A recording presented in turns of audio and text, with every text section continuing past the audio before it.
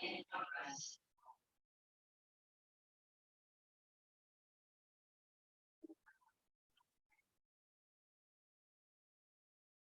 very good afternoon, evening to everyone who's watching us live for this real conversation with Mr. Jaideep Prabhu.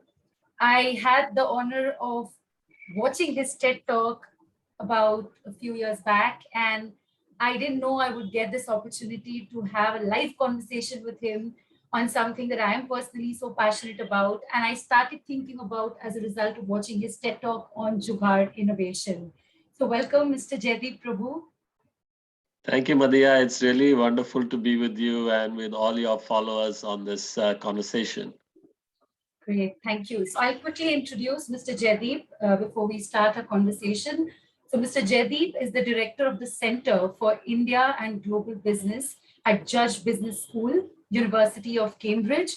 He is the co-author of Jugaad Innovation, Think Frugal, Be Flexible, Generate Breakthrough Growth. He's also the professor of marketing at Jawaharlal Nehru Professor of Indian Business and Enterprise. And he's published in and on the editorial board of leading journals, such as the Journal of Marketing. He has appeared on BBC News24, BBC Radio 4, Bloomberg BusinessWeek, and many others. So we'll start with Mr. Jaideep's conversation on Jugaad innovation. Mr. Jaideep, I would love to understand, like the word frugal innovation, if we had to explain it to anybody who was like, let's say a commoner and didn't really understand the word, what are the key three ideas behind Jugaad innovation? Wonderful, Madhya. Great question to get started with. So, I think for me, Jugaad essentially has three connotations, related connotations. One is that it is about frugal and affordable solutions. So it is making the best use of limited resources. So that's one aspect, frugality. The second aspect is what I would call flexibility in the mindset. So a lot of lateral thinking and improvisation and ingenuity is involved. And the third is a social aspect, which is that it is inclusive. The idea is to bring people who are left out of the formal economy typically into the formal economy so they can participate. So those are the three key aspects to me of Jugaad or frugal innovation.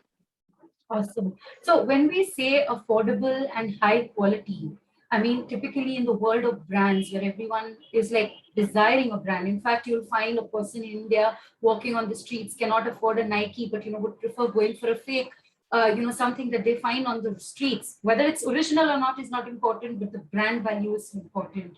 So how does a country like India, or like in countries where affordability is a high requirement, but at the same time, quality is not something we can compromise on. How does a person balance that idea of branding and desire for brands versus the affordability with high quality? So you put your finger on the main challenge, Madhya, with Jugaad, which is, yes, of course, affordability is the key, but it's not only the affordability, right? We are all aspirational, and perhaps those who are relatively poor or disenfranchised in some way or deprived in some way, they are particularly aspirational. For them, they want something that's affordable, but it also has to work. It has to be reliable. It has to be aspirational. And so that is the main challenge for any serious Jugaad innovator, any serious organization or person or startup or multinational. How do you actually achieve that element of radical affordability so that you can include people, but also make it of the right quality? I wouldn't say necessarily quality for the sake of quality, but it is the appropriate quality for that target group. So how you balance the two is why you need the ingenuity. So you see how these three things come together. You have the frugality, you want something to be affordable, you want it to be aspirational and inclusive to bring people on board, But in order to do that, you have to, use your mental resources, your ingenuity, and that's why you need the lateral thinking. So that's why it's interesting, because it is not a straightforward thing of, okay, we can achieve quality by throwing resources at it. It's the question of how do we achieve something that's beautiful, that's attractive, that's the appropriate quality, but with limited resources. Right. So I also read about the book, How a Government Should Be. So I was so inspired. I said, like talking about the bottom of the pyramid and then going top up and talking about the government. I think this connect is something not everybody can relate to and kind of understand at depth. So when we talk about, like Jugaad innovation, I think it requires a lot of trust, right? For people to accept something that they don't necessarily understand how it will work because it's so innovative, it's so new, but it's going to solve a problem. So how do you see, Mr. Jaideep, that the role of a leader and the character and the vision, basically the branding of a leader, whether it's a government, whether it's a corporate, how does that influence the acceptability of the innovative solutions at the bottom of the pyramid or anywhere in? Yeah, Madhya, very good point. I need that the key word there is vision, and so, if you are in a company, it could be, or it could be a not-for-profit. If you are in your own self-run and owned business, you're a farmer, say, or you have a social enterprise, or you're in a startup, or you're a manager in a big company or a multinational. If you're going to take this kind of innovation seriously, Jugaad in its best form seriously, namely something that is highly affordable, but also of the right quality, then that requires, as we said, ingenuity, but I would say it requires also vision and persistence, because it is not something that will happen overnight. If you're going to bring a Jugaad to the masses, so to speak, if you're going to bring a people's car or a people's electric scooter, like Ola are now doing, or like Tata Nano, or if you're going to bring a household product like a Mitti Cool clay fridge, or you're going to bring a water filter like the Swatch water filter, so any kind of serious Jugaad innovation, by which I mean something that is quality, but also highly affordable, that is of mass appeal and can scale. That requires, as you said, vision, it requires persistence, and that requires leadership. So someone in the organization needs to commit to it. If it's your own business, then you need to commit to it. If you are running a big company for shareholders or investors, you have to be willing to commit to it. And of course, that doesn't stop with the private sector or the charity sector. The same applies to governments. Governments have a role. And in fact, that is why I wrote the book, How Should a Government Be? Because after having written about frugal innovations in the private sector and the not-for-profit sector, I would often get asked a very similar question. What about the public sector and government? Shouldn't they be doing frugal innovation? After all, they too deliver services to people. Shouldn't they be doing high quality, affordable services that are inclusive? Shouldn't they also be thinking about how to foster this kind of innovation in the economy, because they have that role? So absolutely, even in the government, at any level, from the village panchayat to a city mayor, to a state, or to the central government, you need that kind of leadership and vision, where there is these values we were talking about: inclusivity, bringing people on board, making something of quality, aspirational, but also affordable. And I think that same mindset and that same kind of approach can apply to the public sector as well. Right. So when we talk about a country like, let's say we talk about the West, all the countries there, I think the diversity kind of is not that high as compared to when it comes to India. And only yesterday, while I was walking on the road, I had this realization suddenly that even if, let's say, a company establishes itself in one place and then slowly grows in different parts of the country, a country like India, they cannot just eliminate the whole cultural and the socio-cultural aspect of the people. Like, say, if you set up something in Maharashtra versus Karnataka versus a Bengal versus a Delhi, like everywhere there's a different mindset. Even if they are consumers and brand loyalty, all that stands in one place. But the whole mindset of the people, like based on where they come from, a lot of different factors, has a lot of impact on the acceptability of an innovative product that comes in. So how does a country like India, when we talk of inclusive and affordable, how do we look at this balance that comes? Yeah. Very, very important issue, Maria, and really very good insights in the question itself, you see. So you're absolutely right. You know, a country like India has enormous diversity, even within a state.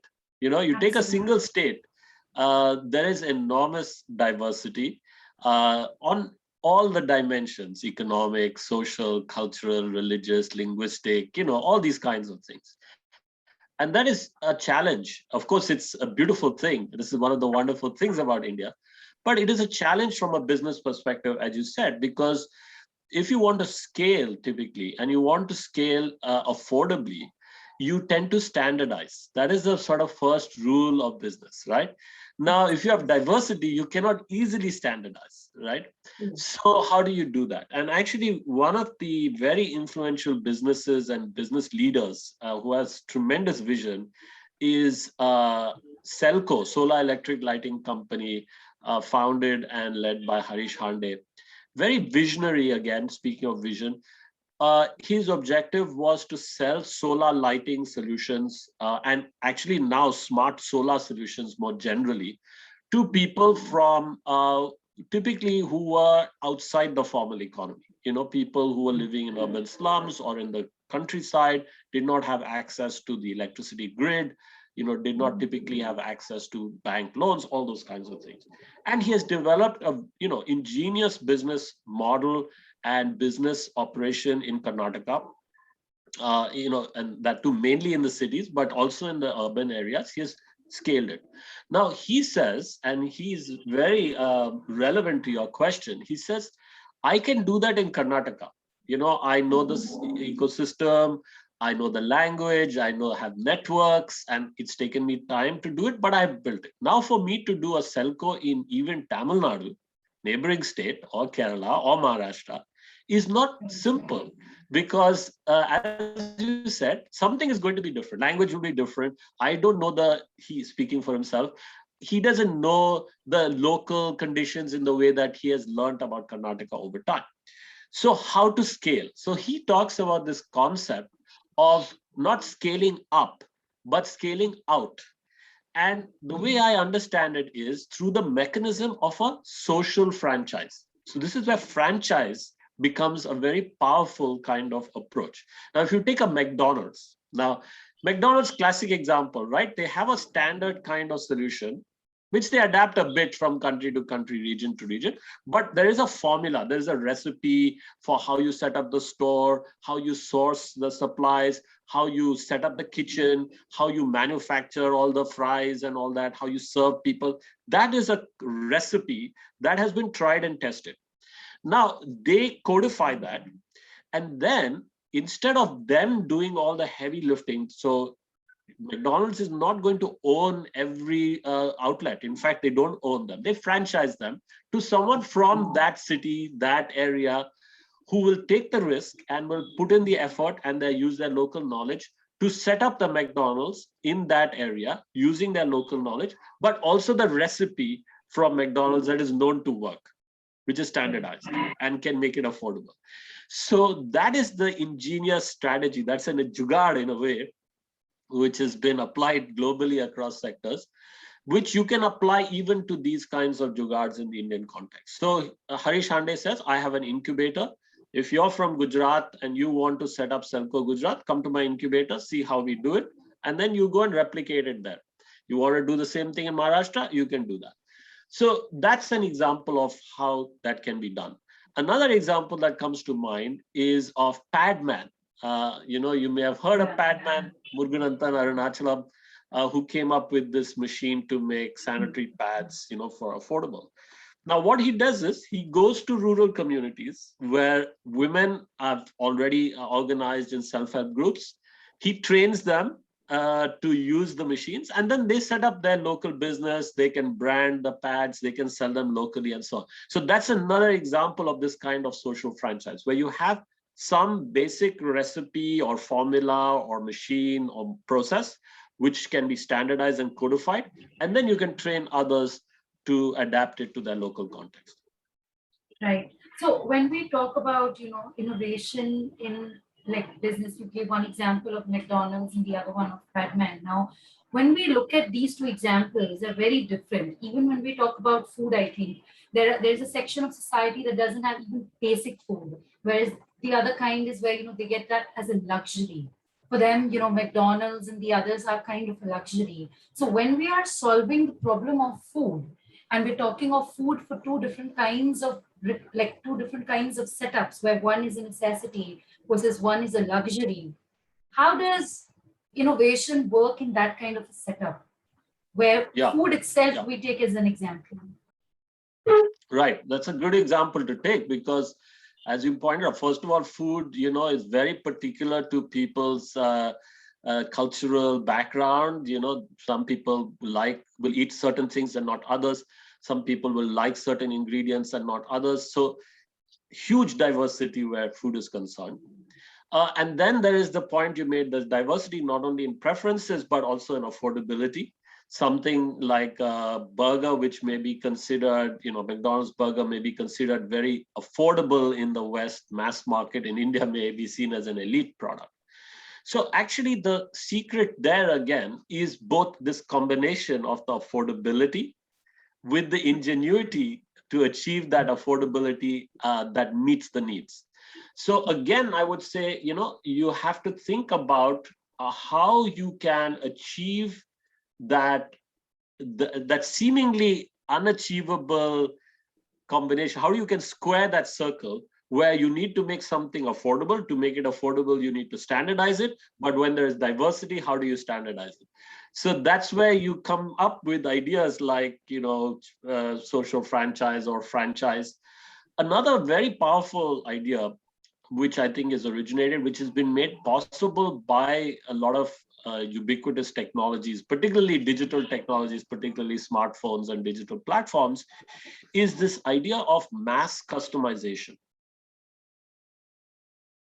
Traditionally, if you wanted to manufacture something, you had to have one factory, which is your big capital investment, your asset, which would manufacture just that thing, like a car, right? So the classic example is the assembly line of Henry Ford making that standard black Model T car, So that whole assembly line, that whole factory is dedicated to making the same car, one color, black, because the idea is we can standardize it, we get economies of scale, it can be affordable, then anyone can buy a car as long as it's black.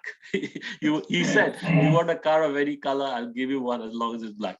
So, that was the traditional notion. But now, because of computerization, computer-aided design of data systems, of our ability to get preferences from individuals relatively costlessly through a mobile device even, or through a computer-aided system, where customers put in their preferences. So you do not have to go out surveying them and target them. They come to you on a digital platform. They give you their preferences. You feed those preferences automatically into that assembly line, and that assembly line can produce the same basic thing, but also customize it. So you can imagine like an assembly line to make cars.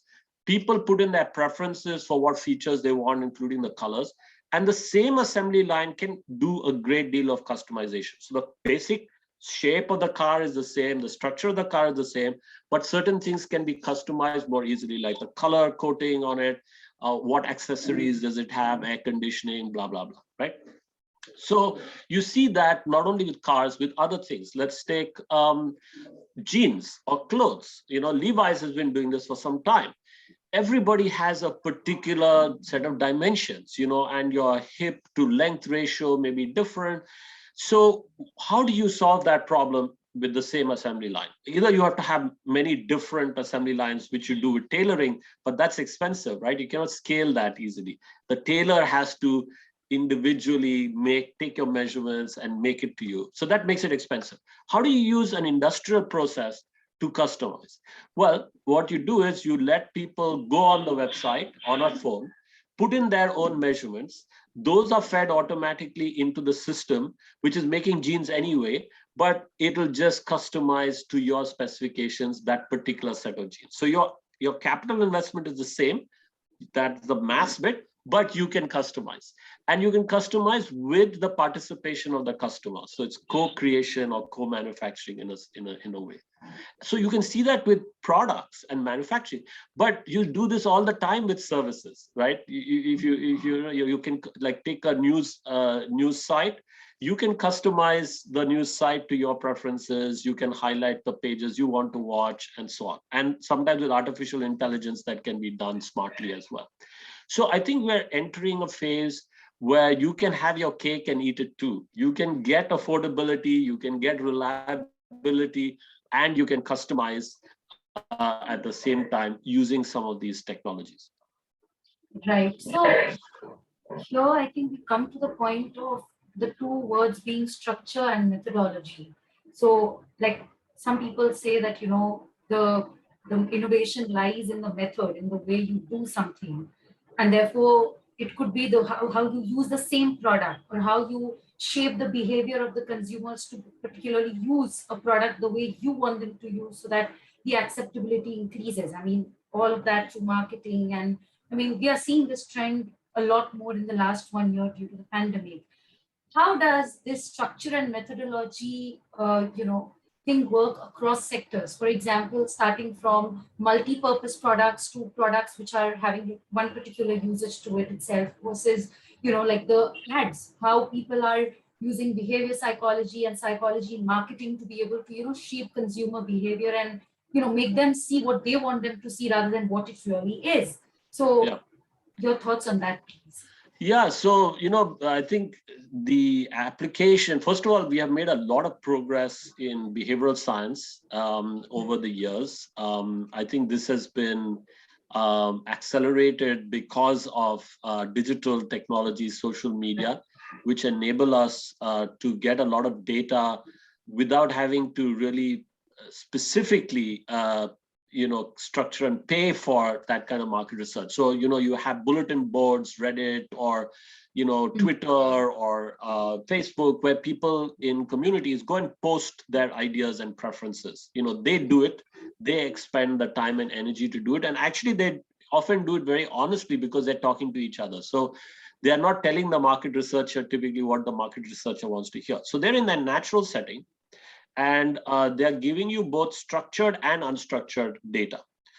So structured data would be like where Amazon, on their website, every time you make a purchase, it gets that data, it stores that data, it can analyze that data using machine learning and AI to get insights and then make recommendations and so on. So that market research is happening automatically with structured data. But increasingly, there's a lot of unstructured data, visual data, we are posting images, also verbal data, all our conversation threads and so on. And there are ways now to extract insights automatically using machine learning and artificial intelligence. As a result of that, we are making huge strides in behavioral science. We are able to predict people's preferences, even when they themselves are not sure of their preference or cannot state them, articulate them. And in some cases, I have a colleague here in Cambridge, by the way, that's where I work, that's my business school in the background. One of my colleagues is a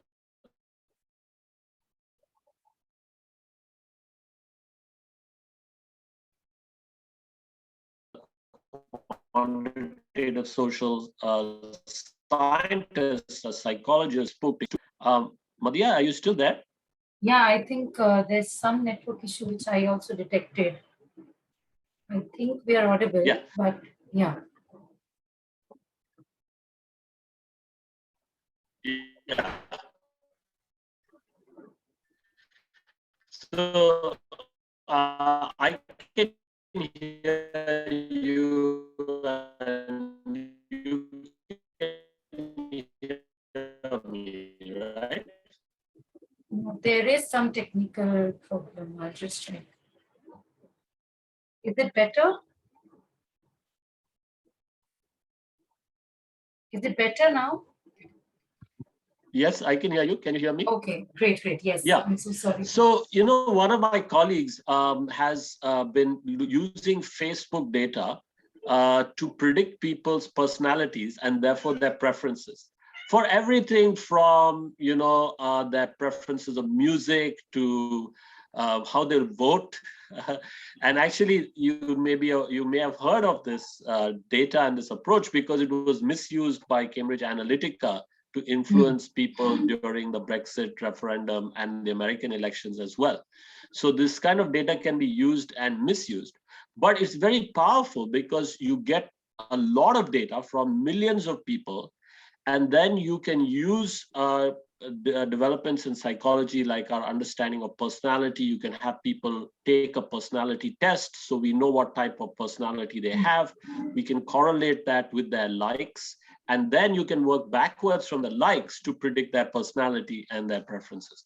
So yes, we are making huge advances in behavioral science to be able to do the kinds of things you were saying, which is to be able to precisely understand what people's preferences are, and then be able to meet their preferences in a very targeted way, but using a very light infrastructure, not a very asset heavy, costly infrastructure, but a very light, affordable infrastructure.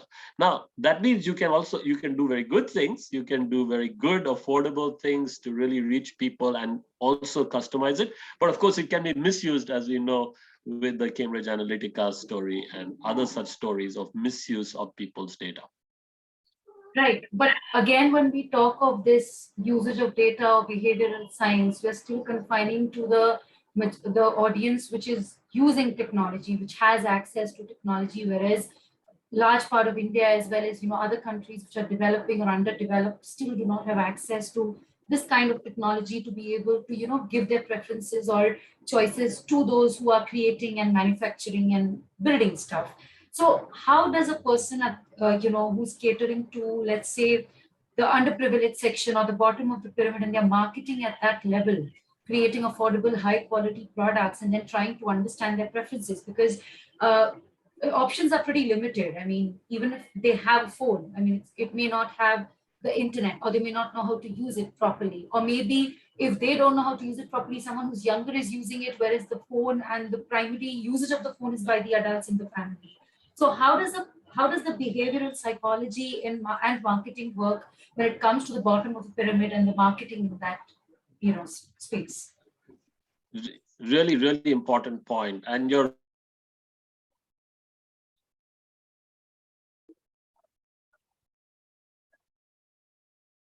right. So there is a digital divide to devices may not have access to the internet, may not have access to 3G, 4G, Wi-Fi, and so on. Now, that digital divide, I think, is being closed. We're seeing that gap narrowing. So, for instance, I think now mobile devices, even basic feature phones, so you don't even have to go to a smartphone, but mobile devices truly are ubiquitous now around the world. Even in remote areas, people have access, and it may not be each individual, but the family unit will have access to a phone. And increasingly, they have access to the internet through 3G, 4G. In railway stations in India, you can go and get access to Wi-Fi and so on. So it's not as convenient as it might be for you and me, but many, many people now have access to mobile devices and have access to the internet through 3G, 4G, or Wi-Fi.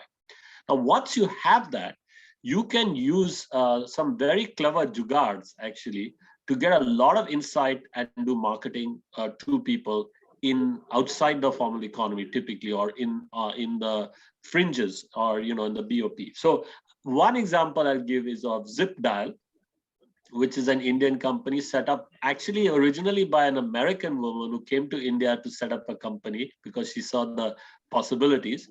And their model and their business is very simple. It's very mobile based. And the idea is there'll be many people, as you said, in the informal economy, gray economy. We don't have much market research and insight on them. How do we get that? Using mobile telephony. So what they do is, let's say you're a brand like Procter & Gamble or Unilever, and you want to sell soap or something like that to people in that segment at the BOP.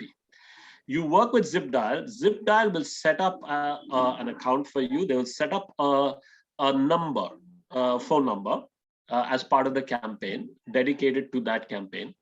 And they will advertise that phone number in bus stops or wherever people in that target group are. And basically what you have to do is you have to call that, give a missed call. So it doesn't even cost you anything. You give a missed call to that number, and then that number stores your data. So you're essentially giving that organization permission to send notifications to you, targeted. And then they can send you, whatever, music, you can watch, listen to songs, you can watch little snippets, and they might ask you some questions about your behavior and preference in exchange for that. So it is a kind of a trade, right? And that way you can get a lot of market insight and participation from people who are otherwise outside the formal economy and very hard to reach through market research. So that's an example from India, using jugaads like the missed call and ubiquitous technologies like mobile phones and so on. Another example is from Africa, actually an organization set up by some of my colleagues here in Cambridge in Africa called Africa's Voices. So what they have done in some African countries, and it's spreading across African countries. Again, in Africa, you have a lot of people and young people also who have access to social media through their phones. And you have this tradition, which you have in India too, of DJs, radio DJs. So radio stations, and radio is very popular. It's ubiquitous. The penetration of radio and mobiles is very high. And people, young people particularly, still listen to the local DJ. And the DJ will play music, whatever.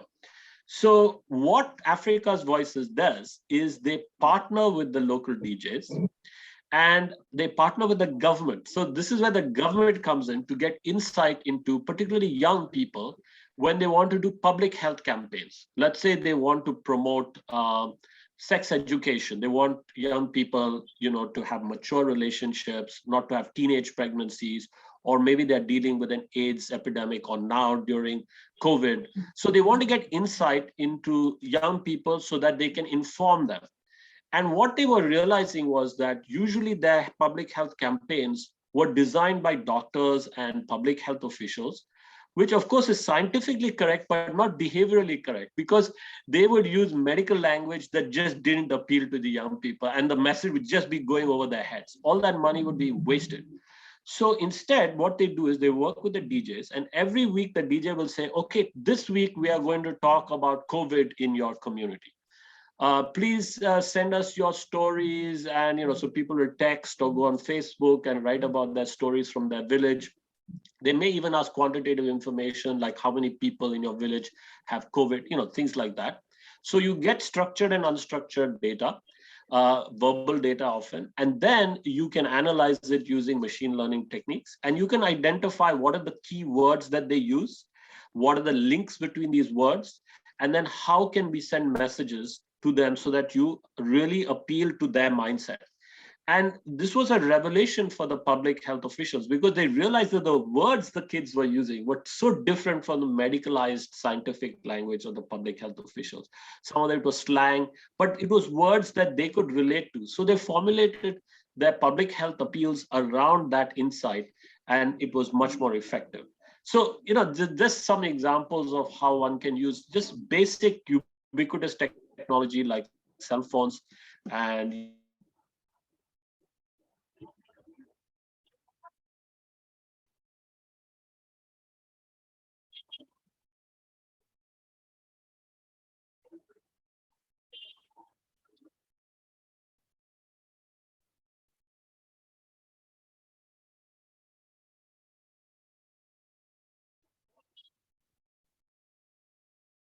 Yes.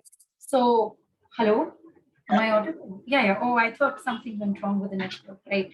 So, going on to the next question, where we think about many businesses, like we hear of Jeff Bezos and Elon Musk, and everybody is so fascinated by these two guys in the world. And we also have our own other top 10 billionaires that we think about, the richest people, or we look at different kinds of businesses. We look at primarily businesses which are more present oriented and are solving present problems, problems that we're going through right now. So we're going through problems right now, more present-oriented problems. And the other kind of problems are which are more problems that we see coming. Like we are perceiving that those problems will be coming, anytime. So how does a person strike a balance between, solving this kind of an issue?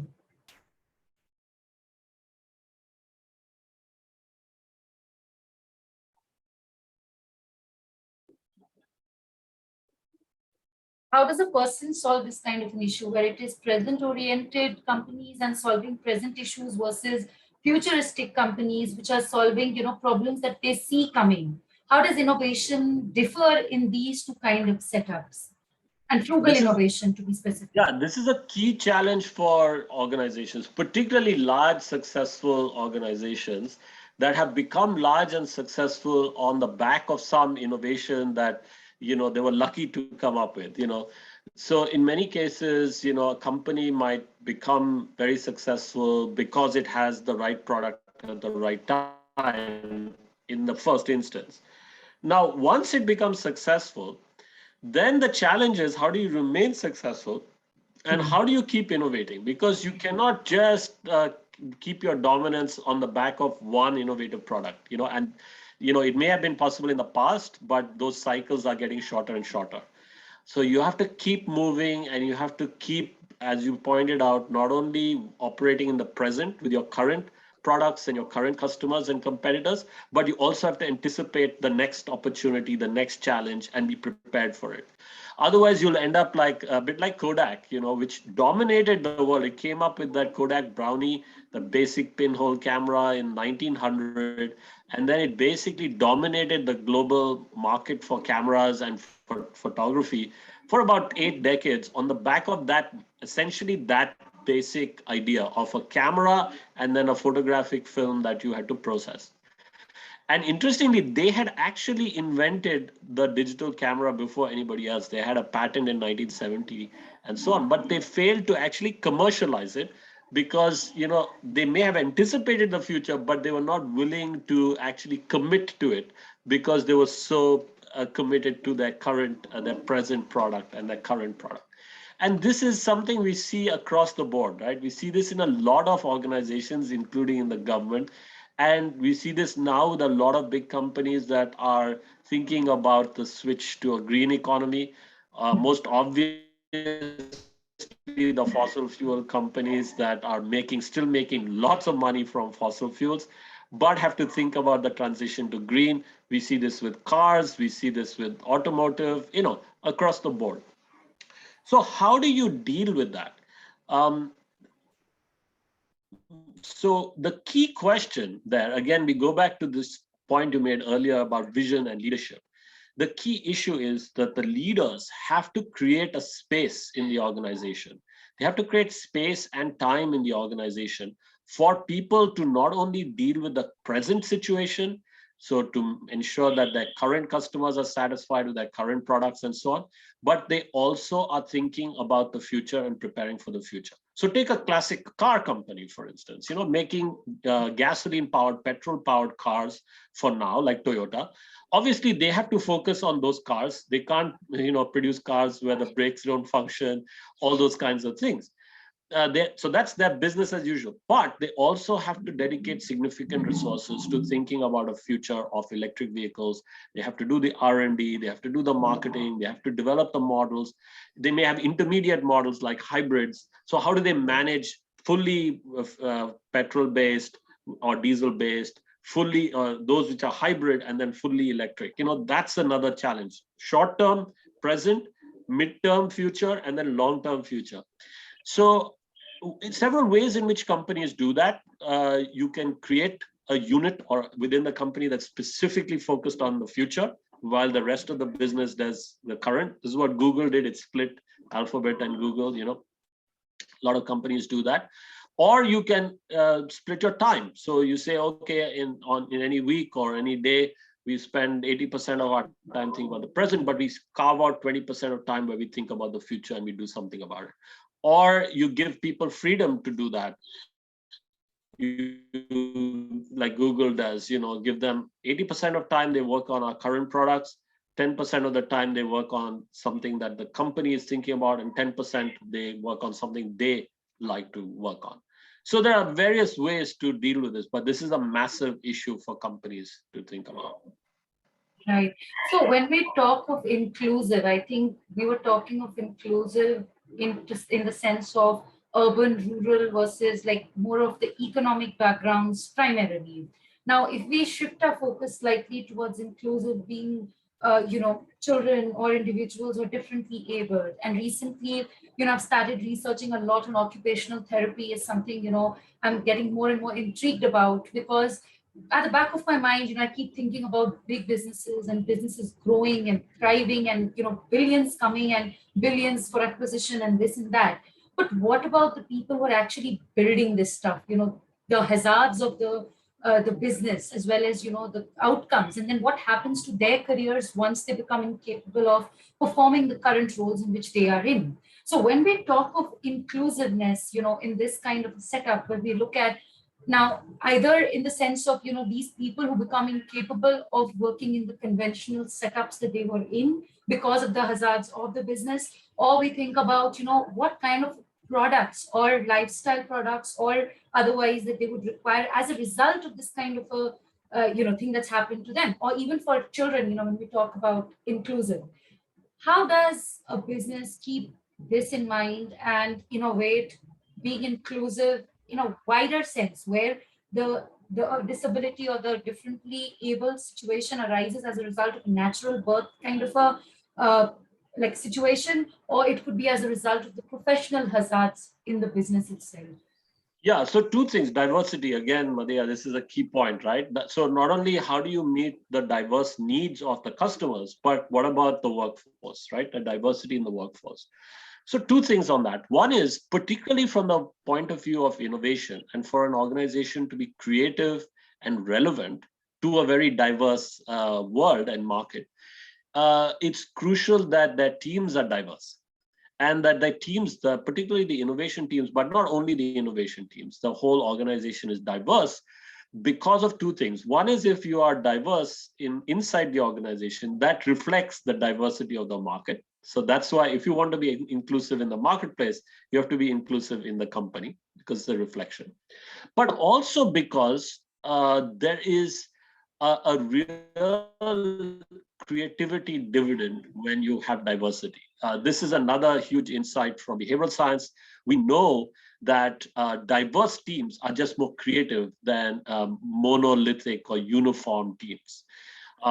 Because any kind of creative process has two processes involved. First, you go divergent. And by divergent, we mean, like brainstorming. You connect things that have not been connected before. Now, if you have only one type of experience, you're not going to know of many diverse things. But if you have people who have different experiences and backgrounds, you will naturally in the team come up with diverse ideas. That's one thing. But then the second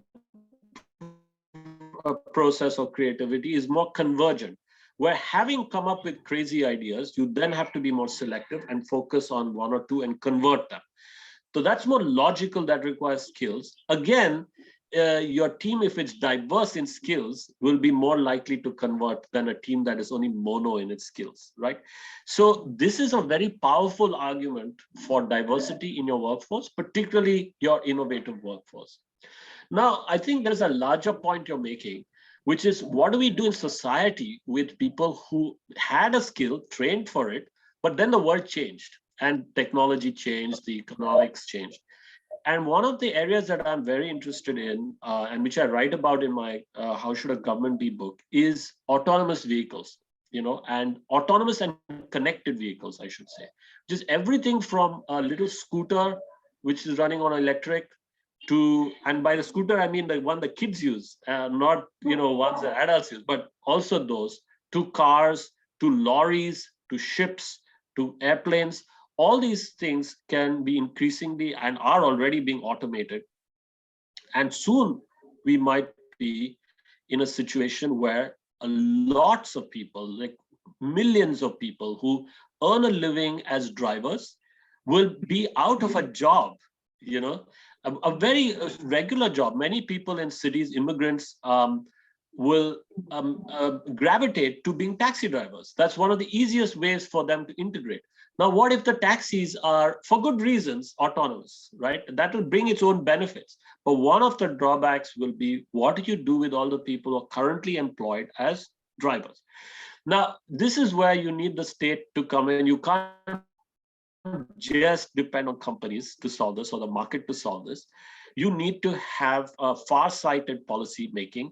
You need to have regulators and policymakers and planners within a government thinking about this, anticipating it, and working with companies and educational institutions to retrain and reskill people. So, you may anticipate that, okay, the drivers will be, made redundant, but we will need a lot of people to sit in like you do with planes today. You in the airport, you will have people who are in the control tower, managing the traffic, but remotely, right? You may need a lot of those people, operators behind the scenes. You may need a lot more coders, or you may need a lot more people to manage the relationships between all the people who are involved in an autonomous vehicle system. You may need more insurance people, and so on.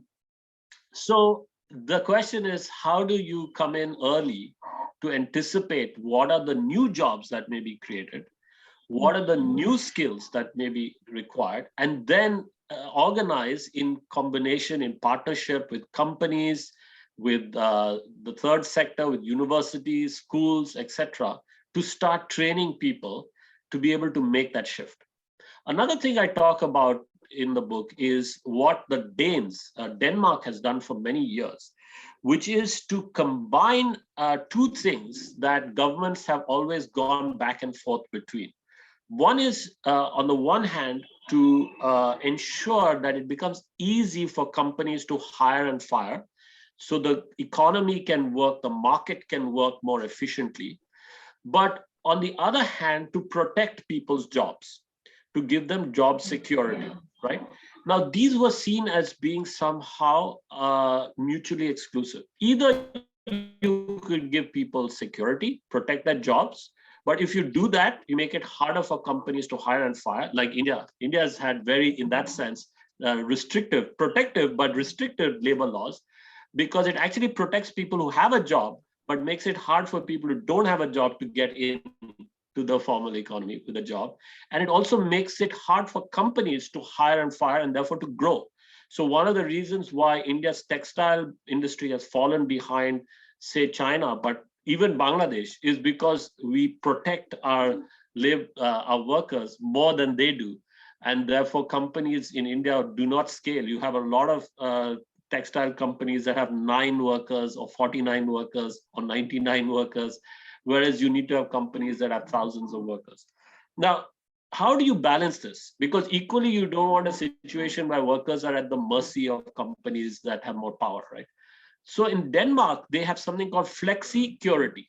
So the flexibility for people to hire and fire, but social security. So if you lose your job, then you can be retrained very quickly. You get some basic protection from the government in terms of an income, and then you can be helped to get another job quickly.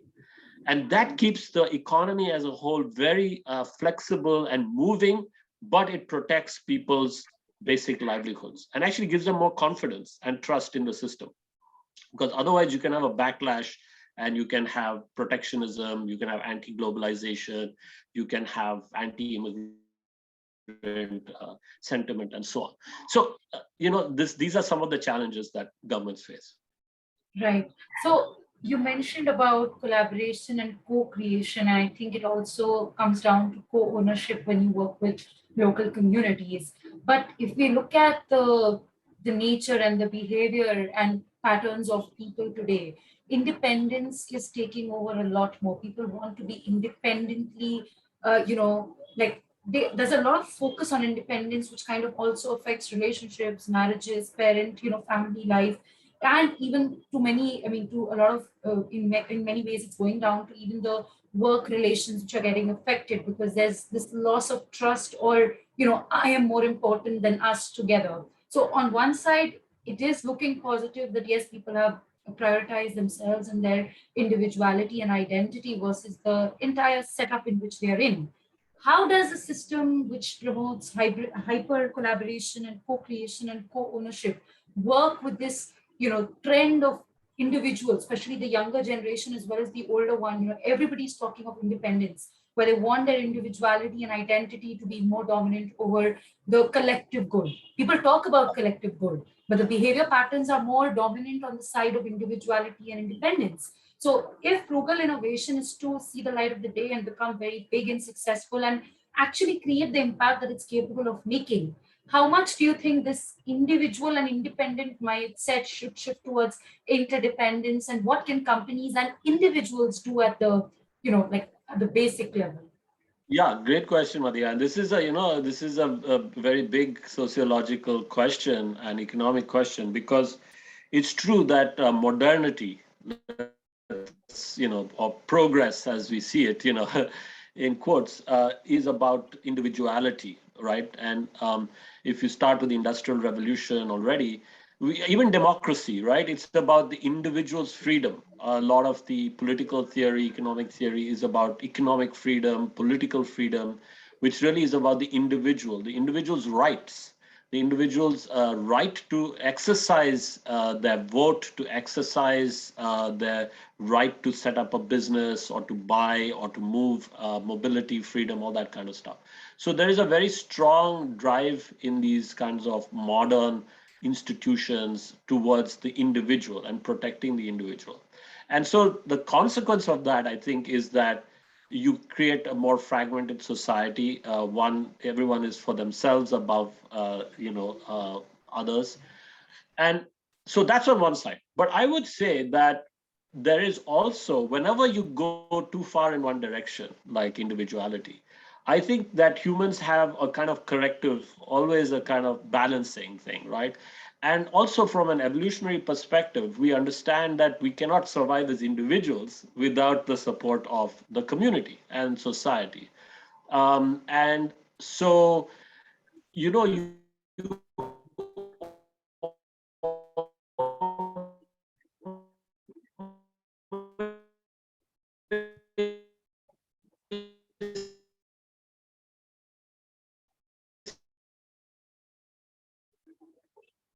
me, that's really interesting about new tech.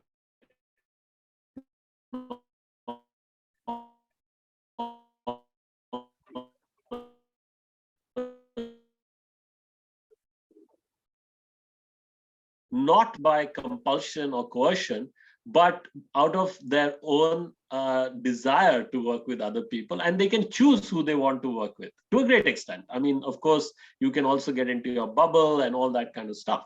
But, for instance, you and I are now talking, we are in two different parts of the world. What has connected us is a mutual interest in this topic, right?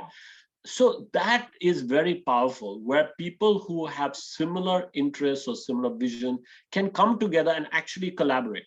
And you don't need to have very big teams. I find that with my students, for instance, some of whom are here physically in Cambridge together, and that's how they come together.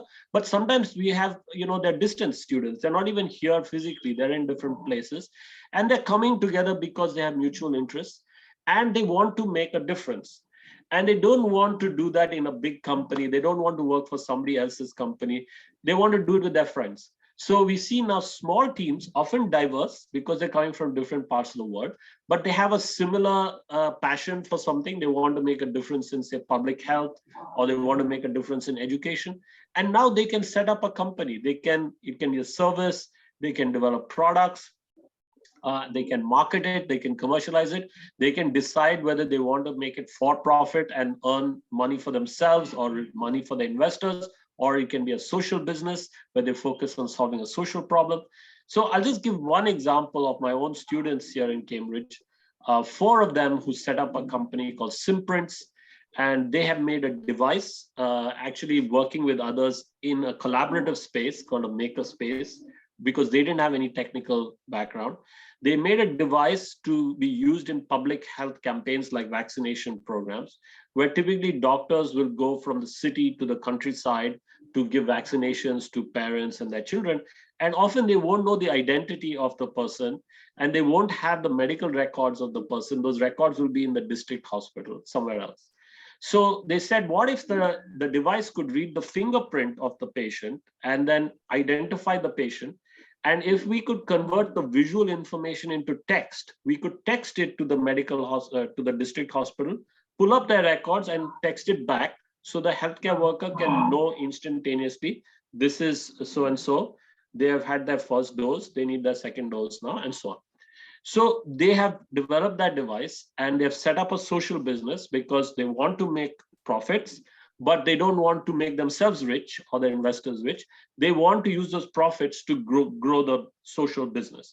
And now they're doing very big campaigns and programs in Ethiopia, in Rwanda, in Bangladesh, in India, and so on. So that's what's possible today, and I think that's what gives me a lot of hope and inspiration as well, to see young people like you coming together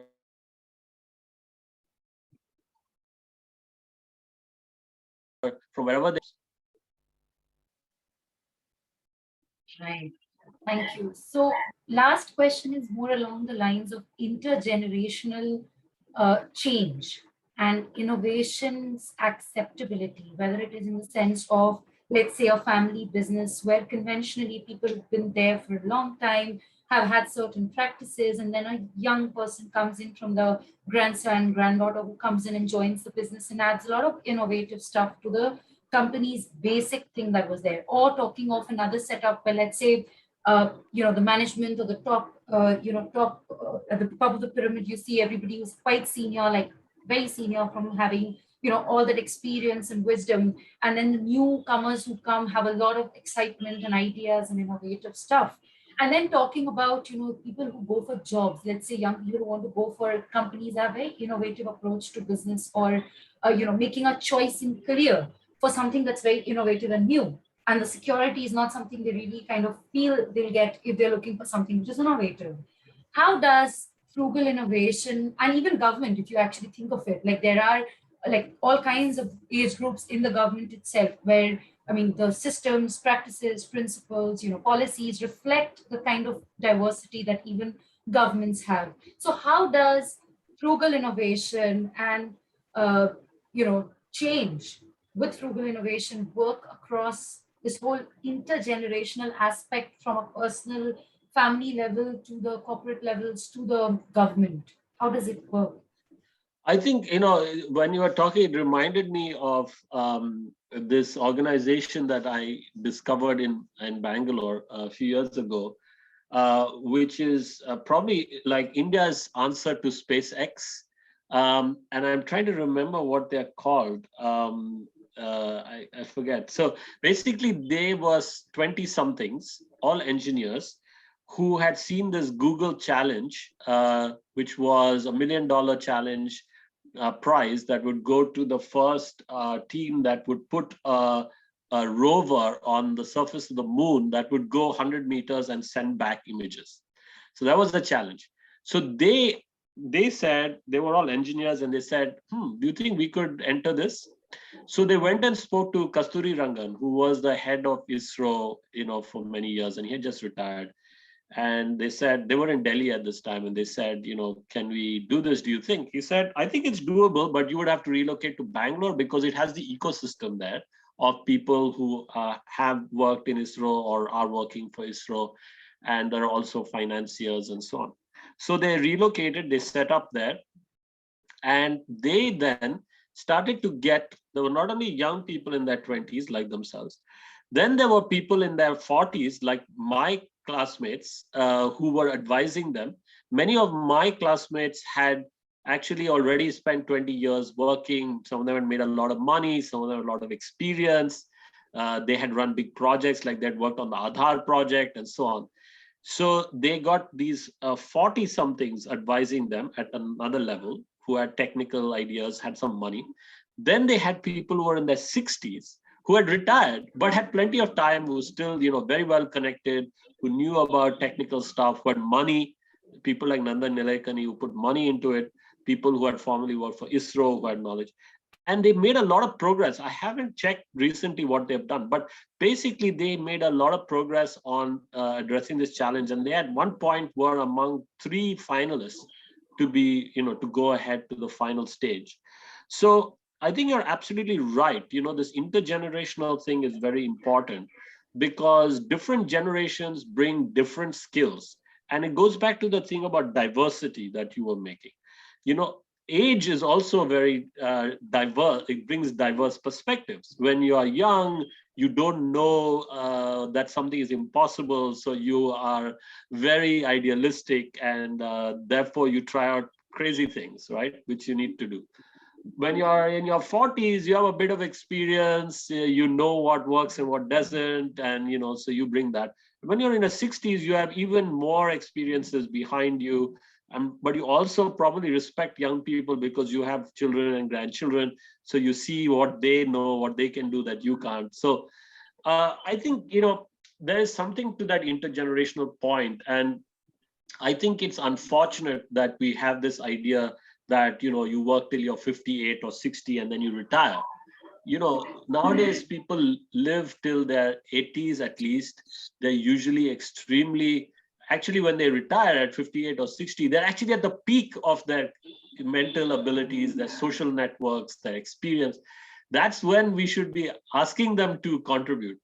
So again, we see that a lot of that is happening. People, the idea that, you will go to university only when you're 18, then you'll start your job when you're 24, then you'll work in that same job till you're 58 and 60, then you retire basically, and you don't do anything till you die. I think that is all now being questioned, and people have a very different attitude to studying and work. You can do any kind of job at any point, you can study at any point. It doesn't matter if you don't go to university when everybody else does, you can go back later, or you can go then and come back again. So there's a lot more flexibility there. And I think that's a positive for organizations. They should learn how to tap into that. Right. So I think if I had to summarize decoding, innovation in business, I think we would put it down to 4 or 5 points. Maybe one is, which I learned about from you, is the whole idea of inclusivity in all sense. Like every business should look at inclusive, not just urban, rural, online, offline as hybrid, or like all of these, but go beyond and understand the socio-cultural aspects of people they work with or they work for. And I think the other thing that I also understood from your wisdom and your experience is that it's also about, actually being interested in the people and the problem.